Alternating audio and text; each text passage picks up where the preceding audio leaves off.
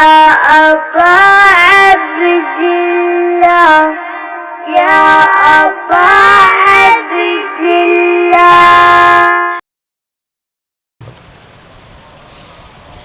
اعوذ باللہ من الشیطان الرجیم بسم اللہ الرحمن الرحیم الحمد للہ الذی لا یبلغ مدحته القائلون ولا يحصي نعماءه العادون ولا يعدي حقه المجتهدون الذي ليس لصفته حد محدود ولا نعت موجود ولا وقت معدود ولا أجل ممدود فطر الخلائق بقدرته ونشر الرياح برحمته الصلاة والسلام على الرسول المسدد المصطفى الأمجد المحمود الأحمد سیدنا و مولانا و مولا الکونین جد الحسن والحسین عانی ابا القاسم محمد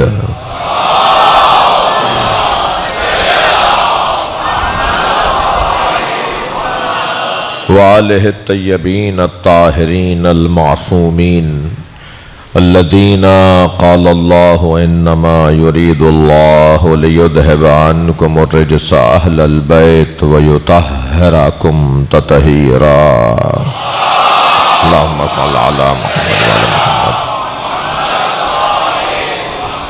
ولعنة الله على أعدائهم أجمعين من يوم عداوتهم إلى قيام يوم الدين أما بعد قال الحكيم في قرآن الكريم بسم الله الرحمن الرحيم يا أيها الذين آمنوا من يرتد منكم عن دينه فسوف يأتي الله بقوم يحبهم ويحبونه أذلة على المؤمنين أعزة على الكافرين يجاهدون في سبيل الله ولا يخافون لومة لائم ذلك فضل الله يؤتيه من يشاء والله واسع عليم إنما وليكم الله ورسوله الذين آمنوا الذين يقيمون الصلاة ويؤتون الزكاة وهم راكعون صلوات.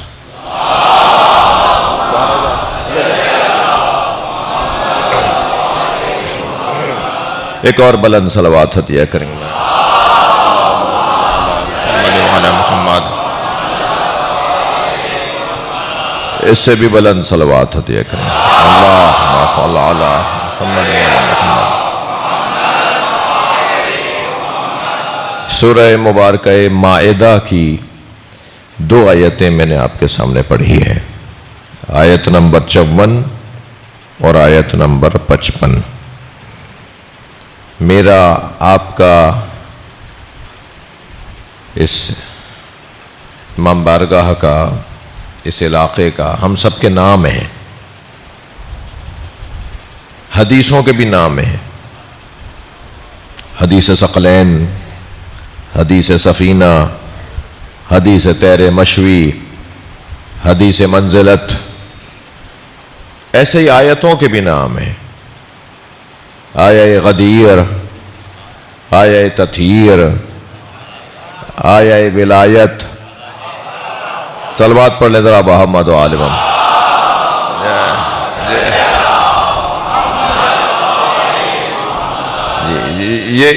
یہ جو آیت میں نے آپ کے سامنے پڑھی ہے، اس کی جو پہلی آیت ہے یعنی آیت نمبر 54، اس کے بعد جو آیت نمبر 55، تو 55ویں آیت کا نام ہے آیہ ولایت، یعنی جس آیت کا مضمون ہی ولایت ہے.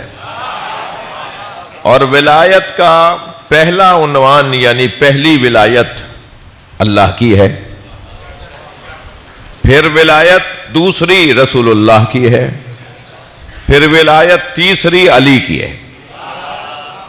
یعنی اللہ نے اطاعت بھی 3 عنوانوں کے ساتھ یاد کی گئی ہے، یعنی 3 ہستیوں اور 3 وجودوں کا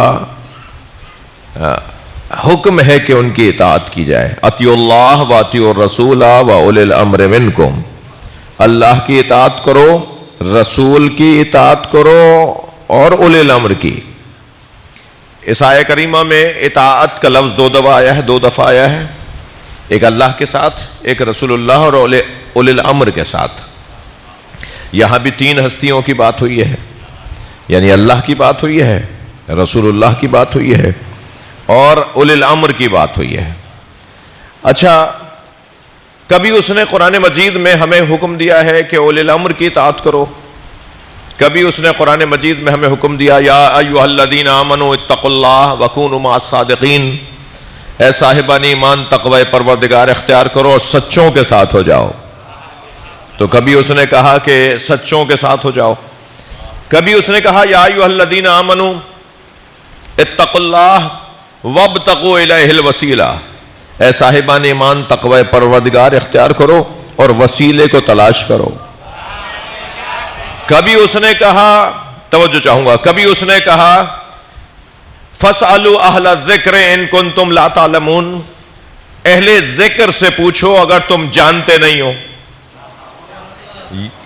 پھر کبھی اس نے ارشاد، قرآن اللہ کا اعلان ہوا، کبھی اس نے اس انداز سے ہماری رہنمائی فرمائی، یا ایھا الذین آمنوا، یا ایھا الذین آمنوا اتقوا اللہ حق تقاتہ ولا تموتن الا وانتم مسلمون واعتصموا بحبل اللہ جمیعا، اے صاحبان ایمان تقوی کا حق ادا کرو اور اللہ کی رسی کو مضبوطی کے ساتھ تھامے رکھو. اب کبھی وہ یہ کہہ رہا ہے کہ سچوں کے ساتھ ہو جاؤ، کبھی وہ یہ فرما رہا ہے کہ وسیلہ تلاش کرو، کبھی وہ یہ کہہ رہا ہے کہ جانتے نہیں ہو تو اہل ذکر سے پوچھو، کبھی وہ یہ کہہ رہا ہے کہ اولی الامر کی اطاعت کرو، کبھی وہ یہ کہہ رہا ہے کہ حبل اللہ، اللہ کی رسی کو تھام لو. اب اگر اللہ کی رسی کوئی اور ہو، وسیلہ کوئی اور ہو، سچے کوئی اور ہو، اہل ذکر کوئی اور ہو، تو گویا ایک بندہ 10 دروازوں پر جائے، اور در پر جانا یہ تکلیف ما لا یطاق ہے. یعنی علمی دنیا میں یہ ایسی ذمہ داری ہے جو ادا ہو ہی نہیں سکتی. یعنی ہمیں وہاں بھی جانا ہے، وہاں بھی جانا ہے، وہاں بھی جانا ہے، یہ ہمیں در پر بھیجنا یہ اللہ کی حکمت کے خلاف ہے. توجہ چاہوں گا، میں پھر لفظ بدل کے کہتا ہوں، اپنی اس بات کو ذرا اور لفظ بدل کے کہتا ہوں. ہم سب فطری طور پر کمال طلب ہیں، کمال جو ہیں، ہمارے مزاج میں کمال طلبی پائی جاتی ہے. کسی کے نزدیک کمال علم ہے تو وہ اہل علم سے دوستی کرتا ہے، کسی کے نزدیک کمال شجاعت ہے تو وہ بہادروں سے دوستی کرتا ہے، کسی کے نزدیک کمال سخاوت ہے تو وہ سخی لوگوں سے تعلقات بناتا ہے، کسی کے نزدیک کمال شہرت ہے تو وہ مشاہیر سے تعلقات بناتا ہے، کسی کے نزدیک کمال کرسی ہے تو وہ صاحبان منصب سے دوستی کرتا ہے، کسی کے نزدیک کمال حسن ظاہری ہے تو وہ حسینوں کے دروازے پہ نظر آتا ہے. بھائی اللہ نہیں چاہتا تھا کہ لوگ در کی ٹھوکریں کھائیں، ایک ہی گھر میں سارے کمال رکھ دیا.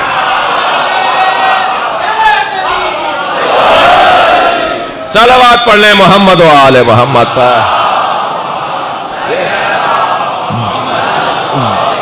جو صادقین ہیں وہی اہل ذکر ہیں. توجہ، جو ہمیں کہا گیا ہے نا سچوں کے ساتھ ہو جاؤ، جو سچے ہیں نا وہی اہل ذکر ہیں. نہیں جانتے ہو تو اہل ذکر سے پوچھو. اچھا، کتنا وسیع اعلان ہے.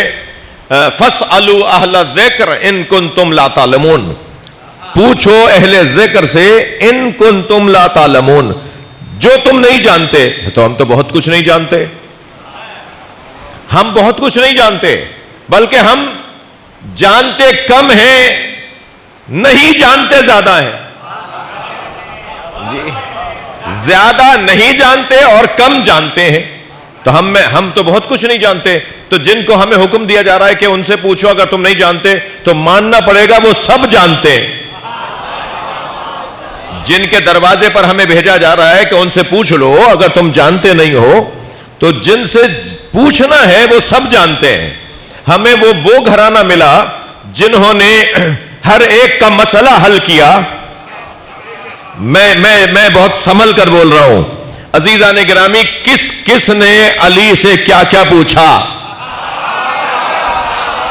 کس نے اہل بیت سے کیا کیا پوچھا؟ یہ بتانا میرے بس کی نہیں ہے, مگر کوئی مجھے یہ تو بتائے کبھی علی نے کسی سے پوچھا؟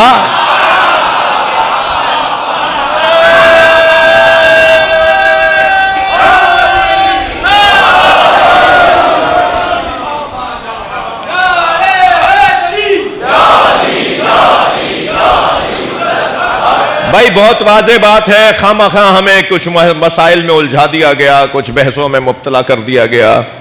کوئی مقایسہ ہی نہیں ہے مولا علی کے ساتھ. خواہ ایک بحث, ایک عنوان, ایک طریقہ لایا گیا, اس کا کوئی تعلق ہی نہیں ہے. خود مولا علی کے بارے میں اگر شخصیات سے پوچھا جائے کہ آپ فرمائیے کہ علی علم کے باب میں کس مقام پر ہیں, تو کبھی ایک آواز آئے گی کہ لولا علی لہلکا, اگر علی نہ ہوتے تو میں ہلاک ہو جاتا. کبھی ایک آواز آئے گی لم تلد النساء مثل علی ابن ابی طالب, کائنات میں کوئی خاتون ہی نہیں ہے جس نے علی جیسا بچہ دنیا میں بھیجا. علمی اعتبار سے مولا علی کا کسی سے کوئی مقایسہ نہیں ہے, علی علی ہے. تو اب یہ جو کہا گیا کہ اہل ذکر سے پوچھو, تو پھر یہ بھی وہی ہوں. یہ وسیلہ کون ہے جو اللہ تک پہنچانے کا ذریعہ ہے؟ یہ بھی انہی کو ہونا لازمی ہے. وہی وسیلہ ہو جن کے دروازے پر ہمیں بھیجا جا رہا ہے. تو سارے کمالات کا مجموعہ یہ گھرانہ, اور ہم سنی شیعہ الحمدللہ اس گھرانے سے اپنی محبت کا اظہار کرنا اپنے ایمان کا جزء لا ینفک مانتے ہیں. ہمارا ایسا عنوان ایمان ہے کہ جس کے بغیر ایمان مکمل نہیں ہے.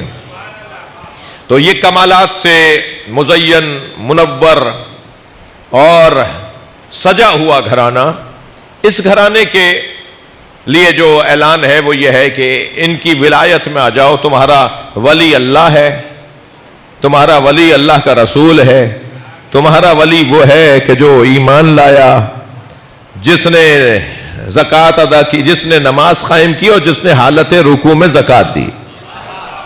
حالت رکوع میں زکوٰۃ دینے والا. تو یہ 3 ولایتوں کا اعلان ہے. اور قرآن مجید میں لا الہ الا اللہ محمد الرسول اللہ علی ولی اللہ پر دلیل یہی آیت ہے. یہی آیت علی ولی اللہ تک کلمہ پڑھنے کی دلیل ہے. اس سے پہلے والی جو آیت ہے نا, آج 40 امام حسین کی مناسبت سے یہ مجلس ہے. عباس ٹاؤن کی یہ سالانہ ایک منظم اور مضبوط مجلس عزا ہے. میرے بھائیوں نے مسلسل مولا کی بارگاہ میں اپنی حاضری رکھی. یہ در حقیقت 40 امام حسین کربلا والوں کی فتح کا اعلان ہے. جیت اور ہار کا مفہوم جہاں تبدیل ہو جائے اسے سرزمین کربلا کہا جاتا ہے.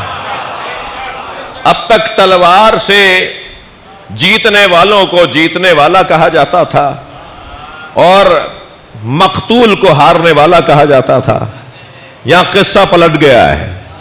یہاں مقتول جیتا ہے, قاتل مرا ہے. قاتل تو زندہ ہوتا ہے, مقتول دنیا سے جاتا ہے نا. یہاں مفہوم بدل گیا ہے. یہاں مقتول جیت گیا, زندہ رہا, اور مارنے والا مرا, قاتل مرا ہے. یہاں مفہوم تبدیل ہو گیا. جن کے ہاتھوں میں رسی باندھی گئی تھی انہوں نے ظلم کے ہاتھوں کو باندھ دیا ہے. اب قیامت تک ظلم منہ چھپائے بیٹھے گا اور ظلم سے ہر شخص نفرت کرے گا اور مظلوم سے ہر فرد پیار کرے گا. یہ جن کے بابا نے کہا تھا نا کہ کونا للظالم خصما وللمظلوم عونا, ہمیشہ ظالم سے نفرت کرنا اور مظلوم سے پیار کرنا. جن کے بابا نے یہ کہا تھا کہ ظالم سے نفرت کرنا اور مظلوم سے پیار کرنا, ان کے بچوں نے عملی طور پر ایسا کر دکھایا کہ اب ظالم سے نفرت ہوگی اور مظلوم سے پیار ہوگا. ظالم سے نفرت اور مظلوم سے پیار، یہ کتنے زیادہ دو جملے ہی تو ہیں. کتنی دیر لگتی ہے؟ ان دو جملوں میں خلاصہ ہے تشیع کی تعلیمات کا. تشیع کی تعلیمات ظلم سے نفرت اور مظلوم سے پیار. ظالم ظالم ہے چاہے بظاہر اس کا حلیہ ہمارا والا ہو. خفا ہو رہے ہیں آپ؟ ظالم ظالم ہے، مظلوم مظلوم ہے چاہے اس کا حلیہ ہمارے والا نہ ہو. مظلوم کا کوئی مذہب نہیں ہوتا، مظلوم خود مذہب ہے. مظلومیت خود مذہب ہے. اور ظالم کا کوئی مذہب نہیں ہوتا. ویسے بھی اہل بیت کو شناختی کارڈ والا شیعہ تو چاہیے نہیں. بھائی صلوات ہدیہ کر دیں محمد و آل محمد.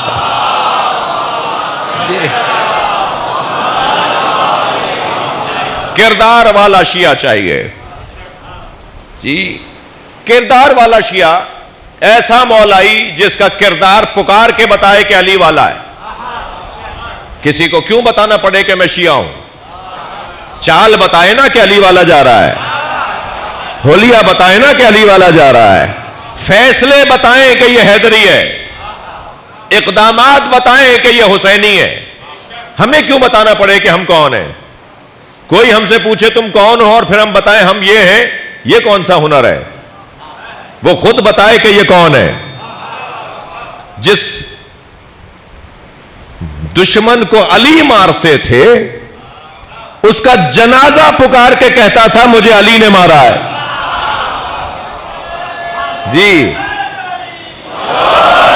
میرے مولا عمودی مارتے تھے یا افقی؟ اس کے سر پر تلوار مارتے تھے اور اس کا دھڑ توڑتے تھے، یا افقی تلوار چلاتے تھے؟ دونوں دھڑ برابر کے کٹ کے گرتے تھے.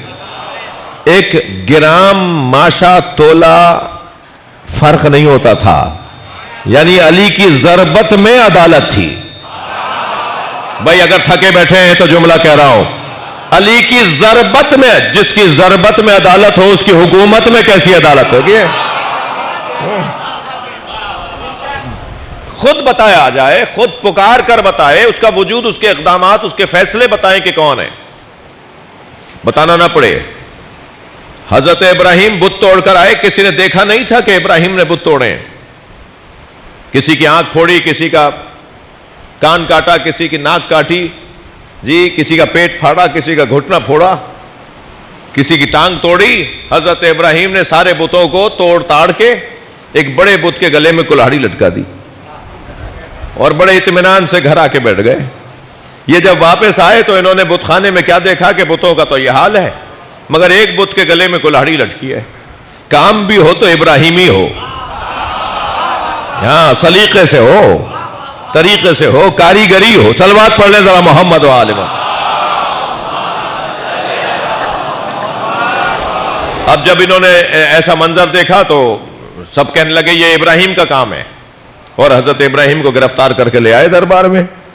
کہنے لگے ابراہیم یہ بت تم نے توڑے ہیں؟ تو حضرت ابراہیم نے فرمایا اسی نے توڑے ہوں گے جس کے گلے میں کلہاڑی لٹکی ہے. ہاں تو جیسے ہی حضرت ابراہیم نے فرمایا نا تو کہنے لگے وہ تو ناک پر بیٹھی مکھی نہیں جھل سکتا. توجہ ہے؟ تو جیسے ہی انہوں نے کہا نا وہ تو ناک پر بیٹھی مکھی نہیں جھل سکتا، تو حضرت ابراہیم یہی تو کہلوانا چاہ رہے تھے. تو جب یہ انہوں نے کہا تو حضرت ابراہیم فرمایا میں بھی تو یہی کہہ رہا ہوں، جو ناک پر بیٹھی مکھی نہیں جھل سکتا وہ تمہارا خالق کیسے ہے، وہ تمہارا رب کیسے ہے؟ تو اب ابراہیم علیہ السلام کی بات سمجھ میں تو آ گئی، مگر کیا کریں عزیزو، جن لوگوں نے اپنی دنیا کو اپنے دین پر بھاری بنایا ہوا ہے. ہاں ہمارے اردو کا محاورہ ہے یہ، دین پر دنیا بھاری. دین پر کوئی چیز بھاری نہیں ہے. جس نے بھی دین پر کسی بھی چیز کو بھاری کیا ہے وہ رسوا ہوا ہے، بند گلی میں گیا ہے، وہ پریشان ہوا ہے. ہماری انا نہیں ہے، انا ہے تو اللہ، رسول اور علی کی ہے. ہماری کوئی حیثیت نہیں ہے. جس نے بھی اپنے دین کو کمزور رکھا اور اپنی دنیا کو قوی بنا لیا وہ پریشان ہوا، مشکل میں آیا، اس نے اصولوں سے ہاتھ اٹھایا. کیا کہنے لگے کہ سوچنے لگے کہ بات تو یہ صحیح کر رہا ہے، مگر جو بات صحیح کر رہا ہے اسے مان کیسے لیں؟ اتنے عرصے سے بت پرستی کر رہے ہیں، کیسے بتوں سے ہاتھ اٹھائیں؟ میرے بچوں جوانوں، بت پرستی کسی صنم کے آگے، کسی بت کے آگے خم و راست جھکنے کو اور کھڑے ہونے کو نہیں کہتے. بت پرستی عادتوں کے آگے مجبور ہونے کو کہتے ہیں. تھوڑا گردن ہلاؤ بھائی، بات جاری ہوتا ہے. جو اپنی عادتوں، صلوات پڑھنے ذرا محمد و آل محمد.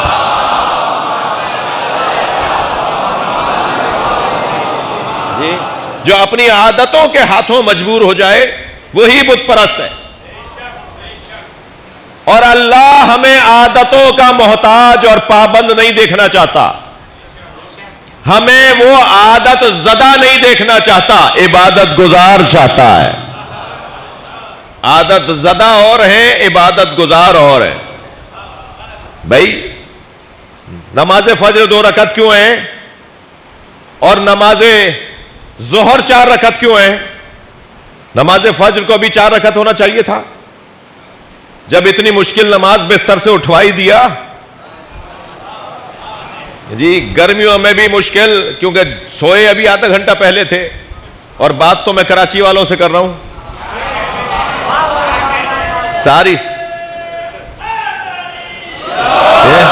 ساری رات جاگیں گے اور عین فجر کے موقع پر جا کے سو جائیں گے. ارے بھائی یہ عبادت گزاروں کا طریقہ نہیں ہے، یہ کسی جانور کا کام ہے. اب میں ممبر پہ بیٹھا ہوں، اشارے میں ہی بات کروں گا. یہ کیا بات ہوئی؟ سارے رات جاگتے رہے، جب جاگ ہی لیے تھے 4 بجے تک تو ذرا کچھ دیر اور جاگ لو. برا لگ رہا ہے کیا؟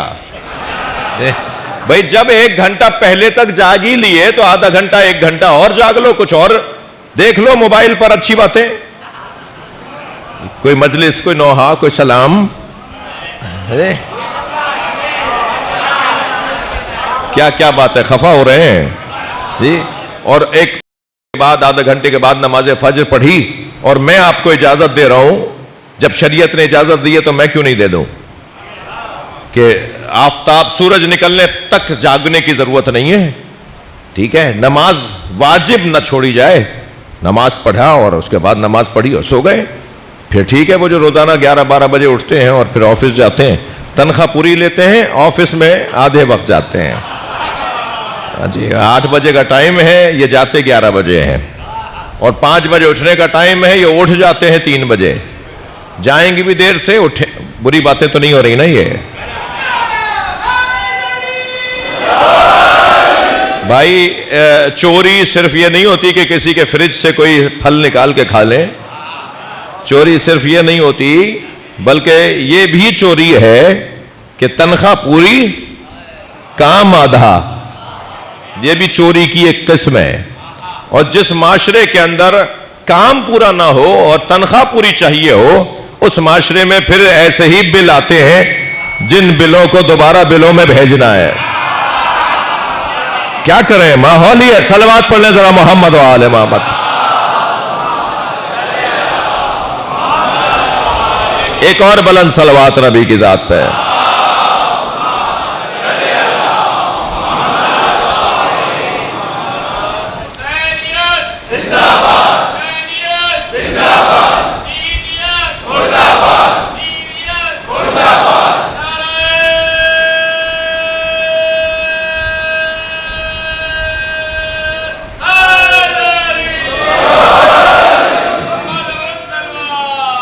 اللہم صلی علی محمد وآل محمد.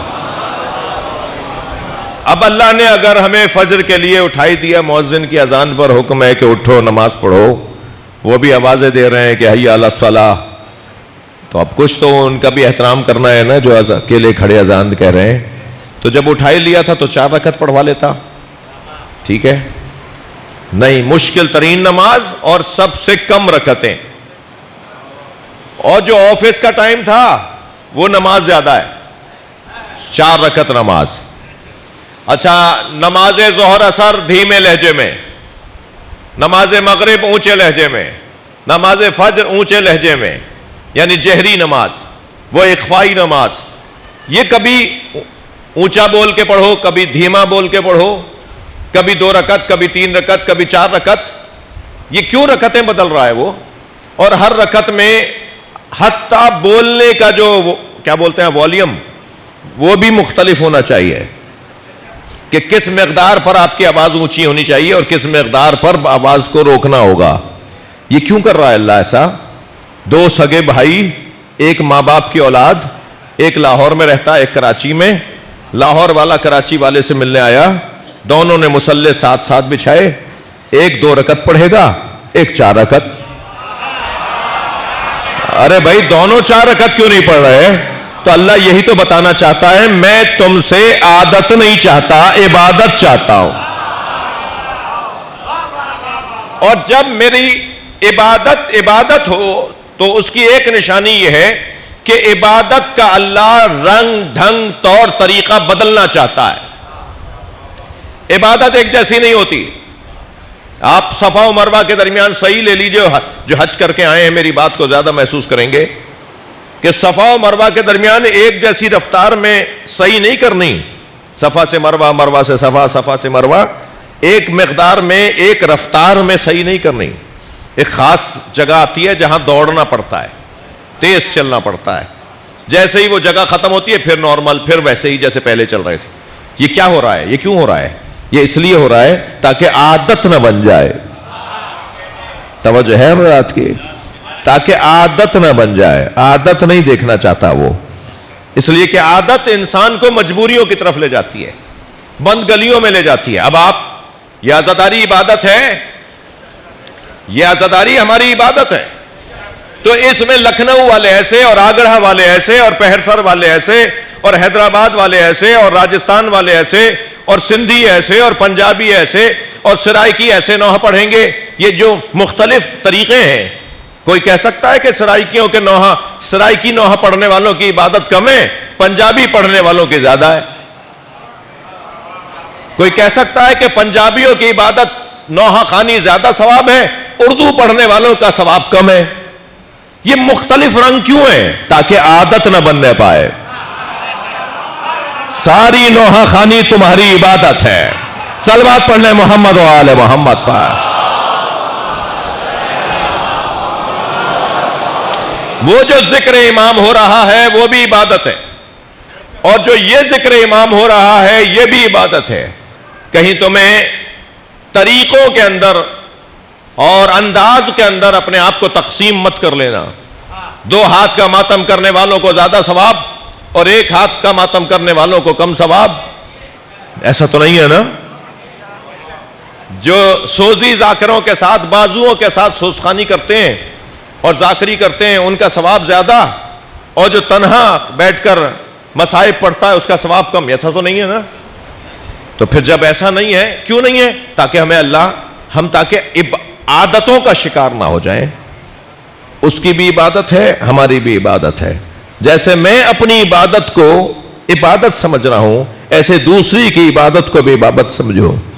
عزیزان گرامی، یاد رہے عزاداری ہماری عبادت ہے، اور عبادت میں جو چیز رکھنا ڈالتی ہے وہ دوسرے عبادت گزار کی مخالفت ہے۔ توجہ چاہوں گا، میں اگر اس صف میں کھڑا ہو کر نماز پڑھ رہا ہوں تو پچھلے والی صف کے نمازی کے خلاف بولوں تو نہ معلوم میری نماز بھی ضائع، اس کی عبادت بھی عبادت، میری عبادت بھی عبادت، میرا ماتم بھی عبادت، اس کا ماتم بھی عبادت۔ تھکے نہیں ہے تو جملہ کہو۔ اگر کوئی باہر سے آ کر ماتم کر رہا ہے تو اس کی عبادت، اور میں میزبانی کر کے عبادت کر رہا ہوں تو یہ بھی عبادت۔ صلوات پڑھ لیں محمد و آل محمد پر۔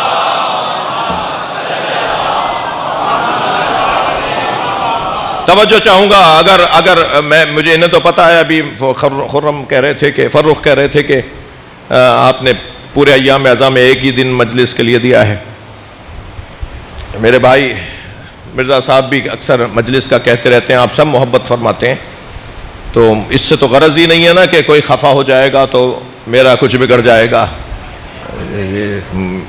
میں ایک بہت واضح بات کر رہا ہوں، اگر مہمان غلطی پر بھی ہو،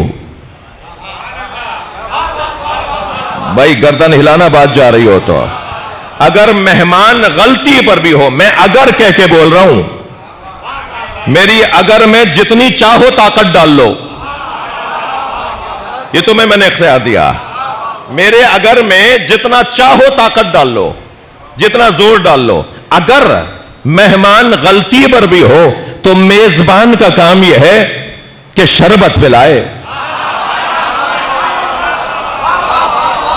صلوات پڑھنے محمد و آل محمد پر۔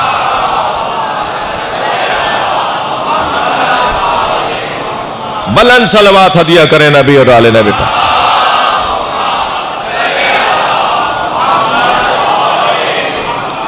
عزاداروں میں پیار اور محبت کے فروغ کے لیے بلند تر صلوات پڑھیں۔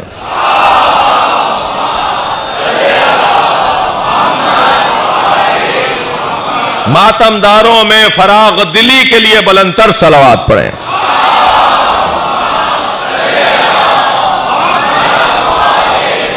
ماتمدار ایک دوسرے کو معاف کرنے کی صلاحیت پائیں، اس دعا کی قبولیت کے لیے صلوات پڑھیں۔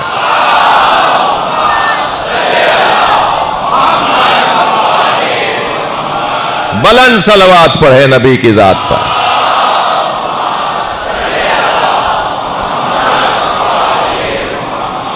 توجہ کر لی آپ نے؟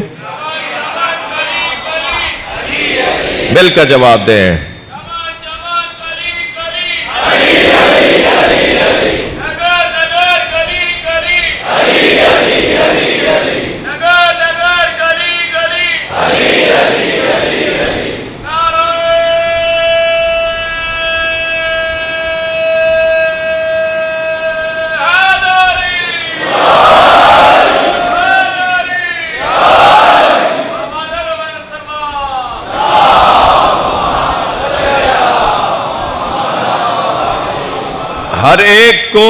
ہر ایک کو ہر کام نہیں دیا جاتا۔ بھائی گردن ہلانا بات جا رہی ہو تو، ہر ایک کو ہر کام نہیں دیا جاتا، ایسا ہی ہے۔ 2 رکعت نماز میرے اور میرے رب کا تعلق ہے جی۔ 2 رکعت نماز کا پیش نماز ہر ایک نہیں ہوتا، ہم ہر ایک کو مصلی پہ کھڑا نہیں کرتے۔ مولانا آپ سے دعا چاہیے، ہر ایک کو ہم 2 رکعت کا جز وقتی امام، ہم ہر ایک کو آگے کھڑا نہیں کرتے، ہر ایک کے ہاتھ میں یہ مائک نہیں دیا جاتا، ہر ایک کے ہاتھ میں یہ کیمرہ نہیں دیا جاتا، ہر ایک کو ممبر پر نہیں بٹھایا جاتا۔ توجہ ہے نا آپ حضرات کی؟ ہر روڈ پر ہر سواری نہیں چلتی، ہر رن وے پر ہر جہاز نہیں اترتا۔ وہ جو 3 منزلہ جہاز ہے نا، وہ سکھر ایئرپورٹ پہ نہیں اترے گا۔ وہ جو 3 منزلہ جہاز ہے نا، وہ بھاولپور ایئرپورٹ پہ نہیں اترے گا۔ وہ بھاولپور اور سکھر ایئرپورٹ اور ملتان ایئرپورٹ کے لیے وہ جہاز پتہ ہے کون سے اتریں گے اور کون سا جہاز وہاں نہیں اترے گا۔ ہر رن وے پر ہر جہاز نہیں اترتا، ہر گھر میں فرشتہ نہیں آتا۔ جس گھر میں فرشتہ اترتا ہے وہ سیدہ کا گھر ہے۔ یہ ہر ایک کو مقام، ہر ایک اس بچے سے آپ کہیں کہ جی یہ فلاں وزن اٹھا لو، لوگ کہیں گے ظلم کر رہے ہو، زیادتی کر رہے ہو، یہ اٹھا ہی نہیں سکتا۔ یہ جو بچوں کے ساتھ بچوں کی مزدوری اور بچوں کی سے جو لیبر اور جو ان سے کام لیا جاتا ہے، اس کے خلاف جو تحریکیں ہیں، باقاعدہ اس کے خلاف آوازیں ہیں کہ بچوں سے آپ محنت مزدوری کیسے کروا سکتے ہیں؟ بچوں کا تو پڑھنے کا دور ہے، بچوں کا تو نازوں کا دور ہے، بچوں کا تو گھر کی تربیت کا دور ہے۔ تو ہر ایک سے ہر کام نہیں کیا جاتا، ہر ایک کے حوالے ہر کام نہیں کیا جاتا۔ جب یہ بات میرے بچوں پر روشن ہے کہ ہر ایک کے ہاتھ میں ہر کام نہیں دیا جاتا، تو عزاداری معمولی امانت نہیں ہے۔ توجہ توجہ، امام حسین کی عزاداری معمولی امانت نہیں ہے۔ عراق میں 40 سال تک عزاداری بند رہی. عراق میں، کربلا میں. ساری دنیا کربلا کو یاد کر کے اپنے اپنے وطن میں ماتم اور عزاداری کرتی تھی. خود کربلا میں عزاداری نہیں تھی صدام کے زمانے میں. 40 سال حاکم رہا ہے وہ عراق کے اوپر. 5 آدمیوں کو کھڑے ہو کے نوحہ نہیں پڑھنے دیتا تھا. جلوس تو آج مشی آپ دیکھ رہے ہیں. 2 کروڑ 20 لاکھ کا تو سرکاری رپورٹ ہے. عراقی حکومت نے جو 2 کروڑ 20 لاکھ روپے کی 20 لاکھ لوگوں کی جو رپورٹ دی ہے کہ 2 کروڑ 20 لاکھ لوگ موجود تھے مشی کے اندر کل پرسوں. جی 2 کروڑ کوئی کم بات ہے؟ 2 کروڑ 20 لاکھ کوئی کم تعداد ہے؟ دنیا کے چوتھے یا تیسرے بڑے اجتماع میں 2-3 بڑے اجتماع کچھ اور ادیان لوگوں کے ہیں. دنیا کے 4 یا 5 بڑے اجتماعات میں سے ایک اجتماع امام حسین کے مزار پر حسین مولا کو سلام کرنے والوں کا ہے.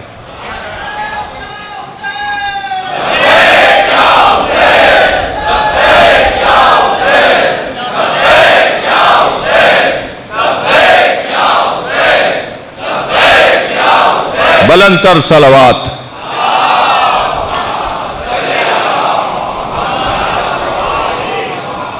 چالیس سال تک عراق میں عزاداری نہیں ہوئی. 20 سال تک لکھنؤ میں جلوس نہیں نکلا.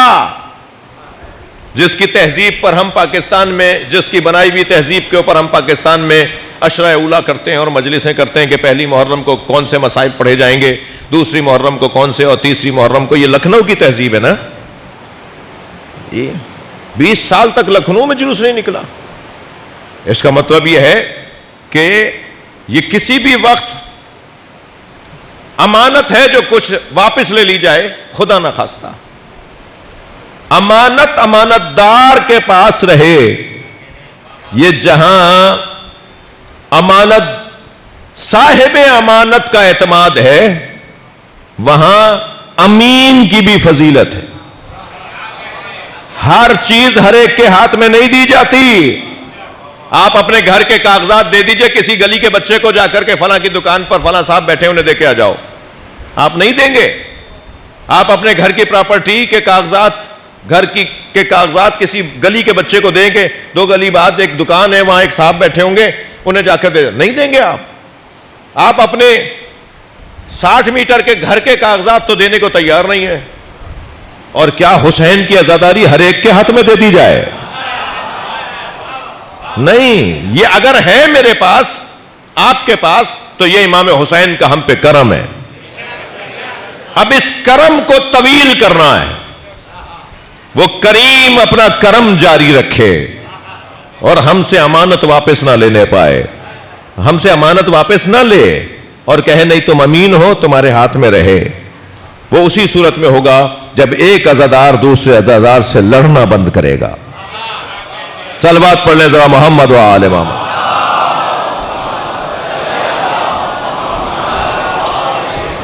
اچھا لگا ہو یا برا لگا ہو، دونوں صورتوں میں صلوات پڑھیں.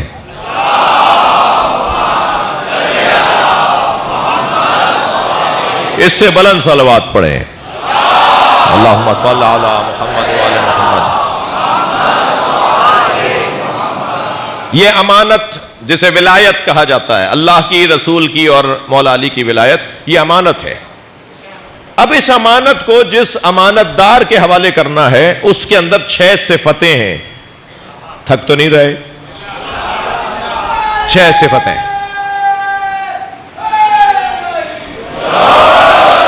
اس امانت دار میں 6 نشانیاں ہیں، 6 صفتیں ہیں. وہ 6 صفتیں بیان کر دوں تاکہ میں اپنے آپ کو سمجھوں، پہچانوں کہ کیا میں امانت داری کے قابل ہوں. سب سے پہلی صفت، یحبہم، اللہ ان سے محبت کرتا ہے.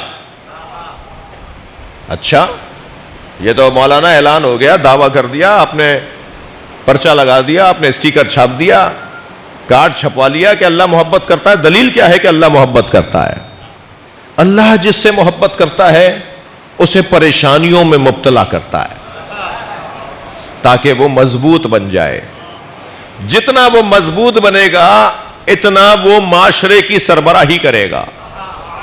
توجہ توجہ، وہ شخص معاشرے کو اپنے ہاتھ میں لیتا ہے جو مضبوط ہوتا ہے، وہ دنیا کو اپنے پیچھے چلاتا ہے جو مضبوط ہوتا ہے، وہ دنیا کی قیادت کرتا ہے جو مضبوط ہوتا ہے، جو کمزور ہوتا ہے وہ دنیا کے پیچھے چلتا ہے، جو مضبوط ہوتا ہے وہ اپنے پیچھے دنیا کو چلاتا ہے۔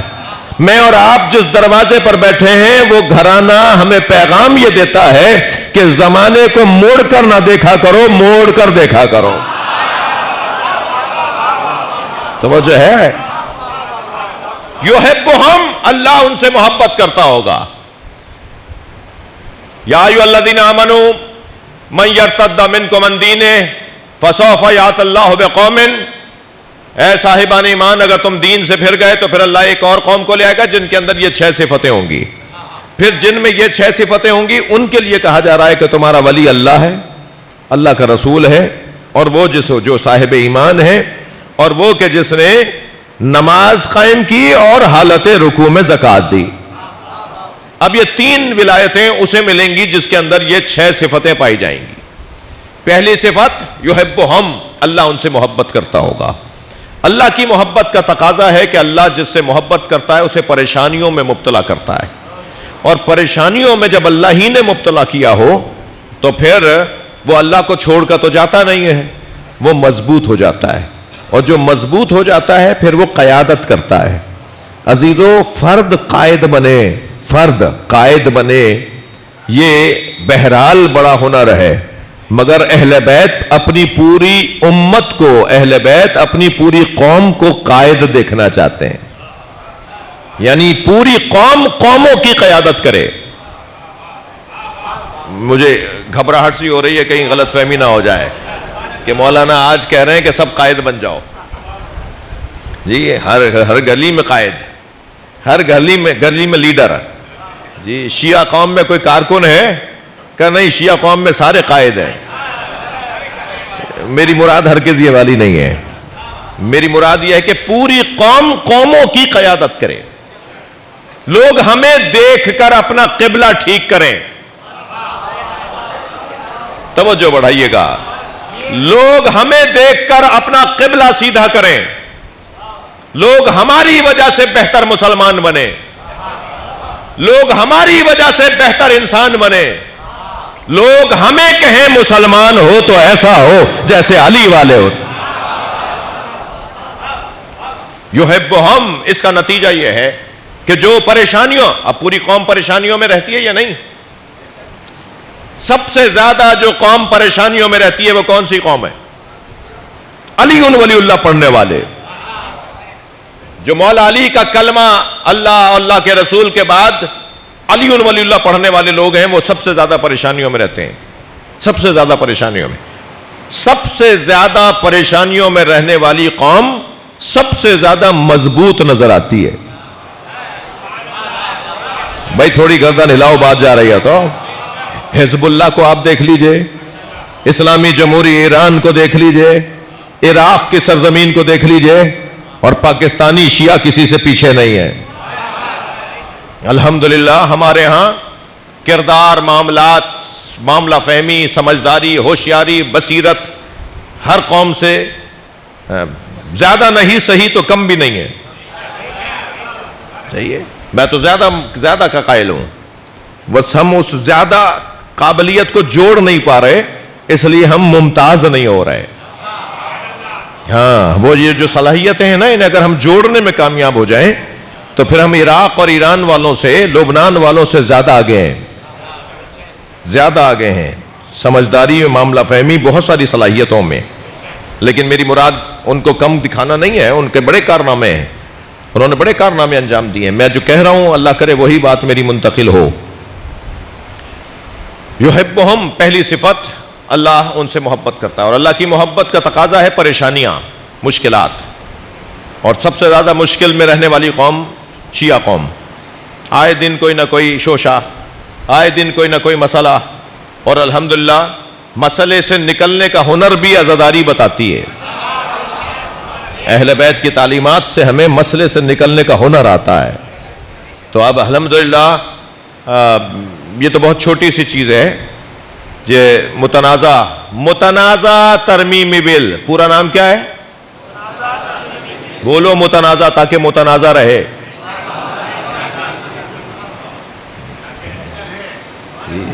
ترمیمی بل نہیں، متنازع ترمیمی بل.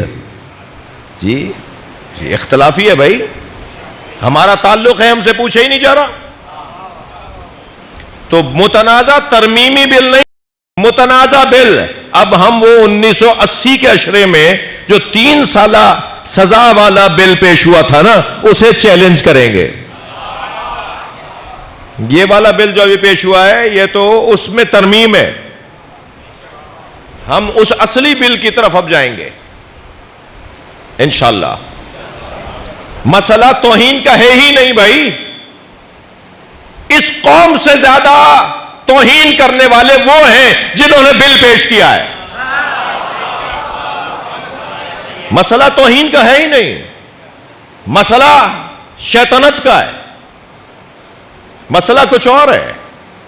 مسئلہ فرقواریت کا ہے، مسئلہ پاکستان کے عدم استحکام کا ہے، مسئلہ پاکستان کی سالمیت کا ہے، مسئلہ مسلمانوں میں انتشار کا ہے، مسئلہ ہندوستان کو خوش کرنے کا ہے. توجہ ہے بات کے؟ مسئلہ اسرائیل کو راضی کرنے کا ہے، مسئلہ امریکہ کو راضی کرنے کا ہے. مگر یاد رہے، جب تک شیعہ قوم کا یہ چھوٹا سا بچہ بھی زندہ ہے، اس ملک میں ہم کوئی ایسا قانون پاس نہیں ہونے دیں گے جو مسلمانوں کو اختلافات میں ڈالتا ہو. لبیک یا حسین.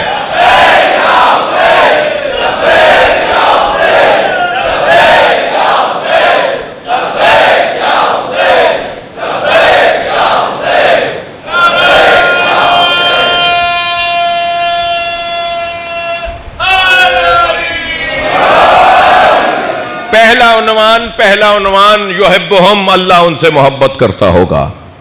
دوسرا عنوان یحبونہ، وہ بھی اللہ سے محبت کرتے ہوں گے. اللہ سے محبت کا تقاضا ہی تو ہے کہ اللہ والوں سے پیار کیا جائے.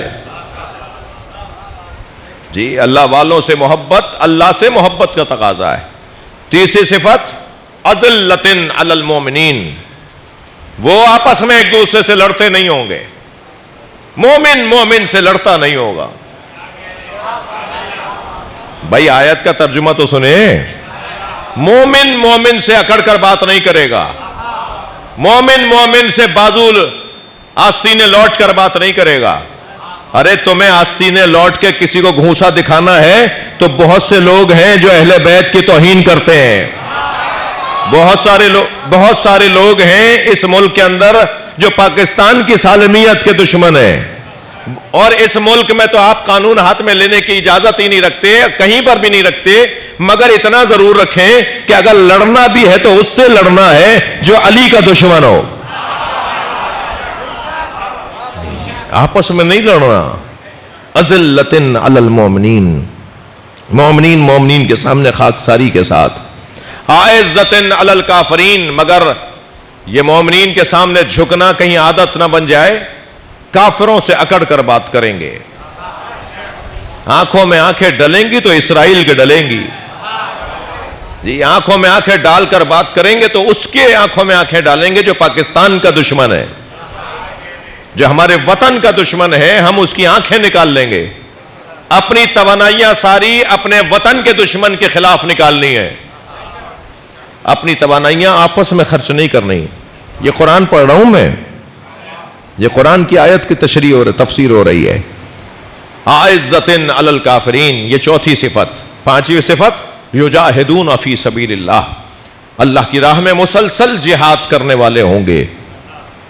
چپ خاموش گھر میں بیٹھنے والا علی والا نہیں ہوتا.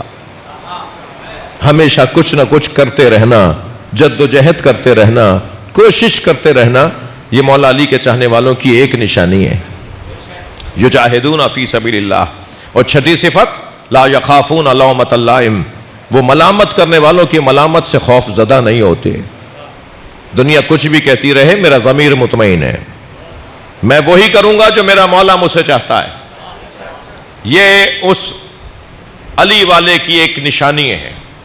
اور پھر کیا ہوگا؟ ذالک فضل اللہ، یہ اللہ کا فضل ہے، جسے چاہے وہ اپنا فضل عطا کر دے۔ اور اللہ کا فضل کیا ہے؟ کہ تمہارا ولی اللہ ہے، تمہارا ولی اللہ کا رسول ہے، صاحب ایمان، صاحب اقامہ نماز، اور صاحب ایتاء زکوٰۃ فی الرکوع، کہ جو رکوع کی حالت میں زکوٰۃ کی ادائیگی کرتا ہو۔ وہ رکوع کی حالت میں زکوٰۃ کی ادائیگی کرنے والا مولا علی، جب مولا نے حالت رکوع میں زکوٰۃ دی تو اللہ نے علی کا قصیدہ ہی پڑھ ڈالا، تمہارا ولی اللہ، رسول، اور وہ جو حالت رکوع میں زکوٰۃ دیتا ہے۔ اللہ ہم سے بھی چاہتا ہے کہ تم ان تینوں ولایتوں کو اپنے ذہن کا حاکم بنا لو، اور یہی ولایت علی ہے جس کی خاطر سیدہ نے جلتا ہوا دروازہ دیکھا، یہی ولایت علی ہے جس کی خاطر امام حسن کے جنازے کو تیر مارے گئے، یہی ولایت علی ہے جس کی خاطر کربلا میں علی اکبر کے سینے سے برچھی کا پھل نکالا، یہی ولایت علی ہے جس کی خاطر قاسم کا پامال لاشا اٹھایا، یہی ولایت علی ہے جس کی خاطر مولا حسین نے علی اصغر کے گلے پہ تیر لگتا دیکھا۔ آپ آمادہ ہو گئے؟ یہی تو ولایت علی ہے جس کی خاطر امام حسین کے گلے پہ خنجر چلا۔ اجرکم اللہ، اجرکم اللہ۔ اللہ آپ کو کسی غم میں نہ رلائے، سوائے غم اہل بیت میں ہمیں رونے رلانے والوں میں قرار دے۔ یہی ولایت علی ہے جس کی پاداش میں حسین مولا پہ گھوڑے دوڑائے گئے۔ اپنی آوازوں کو آزاد کریں گے، آمادہ ہو رہے ہیں نا رونے کے لیے؟ اللہ آپ کو کوئی غم نہ دے، سوائے غم اہل بیت میں ہمیں رونے رلانے والوں میں قرار دے۔ ولایت علی کی خاطر جناب زینب کے سر سے چادر اتری ہے، ولایت علی کی خاطر برداشت کیا کہ خیمے جل جائیں۔ یزیدی لشکر کا ایک سپاہی کہتا ہے کہ میں نے دیکھا ایک خاتون جلتے ہوئے خیمے میں جانا چاہتی ہے، مگر جلتے ہوئے خیمے کی چوب سے اس کا سر لگتا ہے، آگ کی لپیٹیں اسے روک دیتی ہیں، وہ رستہ بدل کے دوبارہ خیمے میں جانا چاہتی ہے اور آگ کی لپیٹوں سے وہ رک جاتی ہے۔ وہ کہتا ہے میں یہ سمجھا کہ شاید اس کے سر پہ کوئی ضربت لگی ہے، اس کی وجہ سے اس کی آنکھوں کا نور چلا گیا ہے۔ تو کہتا ہے میں قریب گیا اور میں نے جا کر کہا بی بی تمہیں نظر نہیں آتا آگے آگ جل رہی ہے؟ تو وہ خاتون مڑی اور مجھے دیکھ کر کہنے لگی یا شیخ انا لنا فیہا علیل، اس خیمے میں ہمارا ایک بیمار رہ گیا ہے، اجرکم اللہ، جو اپنے پیروں سے چل کر نہیں آ سکتا۔ اور وہ جلتے ہوئے خیمے میں گئی اور اپنی پشت پر اپنا بیمار بھتیجا اٹھا کر لائی۔ تب پتا چلا کہ یہ علی کی بیٹی زینب ہے۔ جب معلوم ہوا کہ یہ حسین کی بہن زینب ہے، آپ کی آنکھوں میں آنسو آ گئے، آمادہ ہیں رونے کے لیے؟ 2 منزلیں اور لوں گا۔ جلتے ہوئے خیمے سے امام سجاد کو لانا کتنا مشکل تھا، جلتے ہوئے خیمے سے، جملہ سمجھ کے روئیں گے عزیزارو، جلتے ہوئے خیمے سے امام سجاد کو لانا کتنا مشکل تھا، اس سے زیادہ مشکل تھا قبر سکینہ سے بی بی رباب کو اٹھانا۔ اجرکم اللہ۔ جناب رباب کو لے کر آتے تھے، بی بی پھر قبر پہ چلی جاتی۔ جب امام سجاد نے پوچھا نا پھوپھی اماں زینب ساری بیبیاں بیٹھ گئیں، محملیں تیار ہیں، قافلہ آمادہ ہے، کیا ساری بیویاں اماریوں میں بیٹھ گئیں؟ تو جناب زینب نے فرمایا بھابی رباب نہیں آئی۔ فرمایا مجھے پتا ہے میری ماں رباب کہاں ہے۔ اب آگے آگے اجرکم اللہ، اجرکم اللہ، آگے آگے امام سجاد، پیچھے پیچھے بیویاں جا رہی ہیں۔ زندان شام میں قدم رکھا، کیا دیکھا؟ جیسے کوئی ماں اپنے بچے کو گلے لگائے ہو، ایسے جناب رباب نے قبر سکینہ کو سینے سے لگایا ہوا ہے اور ایک نوحہ پڑھ رہی ہے، سکینہ اٹھو، سکینہ اٹھو، قافلہ تیار ہو گیا۔ اے میری بچی تمہیں مدینہ، اجرکم اللہ، تمہیں مدینہ بہت یاد آتا تھا۔ جناب زینب نے آواز دے کر کہا بھابی چلیے، تو کانپتی ہوئی آواز میں فرمایا زینب میرا مدینے میں کون ہے؟ میرا والی کربلا میں رہ گیا، میری بچی اکیلی ہے۔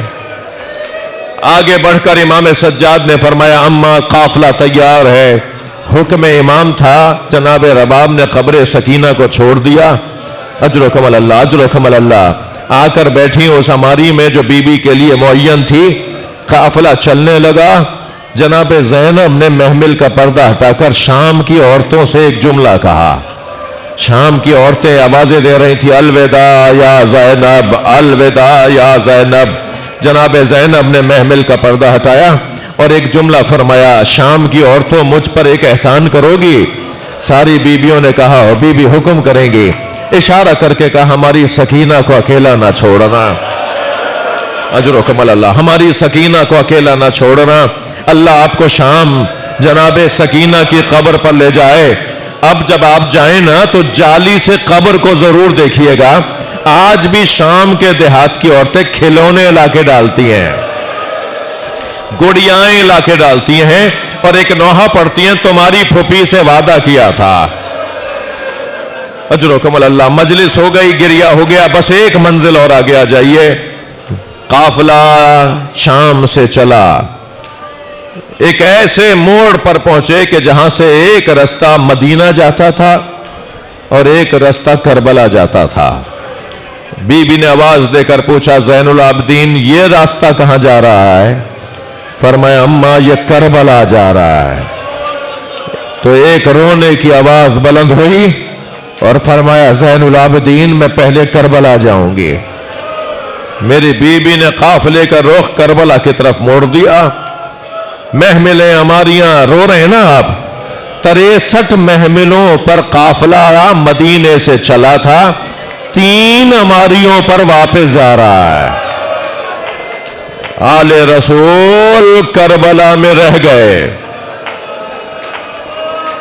ادھر امام حسین کی قبر کا پہلا زائر صحابی رسول جناب جابر ابن عبداللہ الانصاری رضی اللہ تعالیٰ عنہ، وہ اپنے غلام عطیہ کے ساتھ کربلا میں ہے اور امام حسین کی قبر پر جب آ کر وہ گرے ہیں نا تو امام سے ایسے بات کر رہے تھے جیسے انہیں آواز آ رہی ہو۔ عطیہ کہتا ہے مجھے حسین کی آواز مجھے تو نہیں آ رہی تھی، مگر مجھے یہ یقین ہے کہ میرے مولا کو، میرے مالک کو، جابر کو آواز آ رہی تھی، اس لیے کہ وہ خاموش ہو جاتے تھے پھر جواب دیتے تھے، پھر سوال لیتے تھے پھر جواب دیتے تھے۔ ابھی قبر پر بیٹھے وہ بات کر رہے تھے حسین سے کہ مجھے کہا دور جا کے کھڑے ہو جاؤ، میں اپنے مولا سے کچھ باتیں کرنا چاہتا ہوں۔ اچانک چونک کر کھڑے ہوئے اور آوازیں دینے لگے عطیہ قریب آؤ۔ تو میں قریب آیا تو مجھ سے کہنے لگے مجھے دور لے جاؤ اور دیکھو کیا اس طرف سے کوئی قافلہ آ رہا ہے۔ میرا دل کہتا ہے کہ قبر حسین سے مولا حسین کی آواز آئی، اے جابر میری بہن زینب آ رہی ہے، اے جابر میری بچیاں آ رہی ہیں۔ جابر دور چلے گئے، کہا ہاں مولا کچھ کالے علم آتے دیکھ رہا ہوں۔ وہ کالے علم جب کربلا کی حدود میں داخل ہوئے تو جناب زینب نے اونٹ بٹھانے کا انتظار نہیں کیا۔ اجرکم اللہ، اجرکم اللہ۔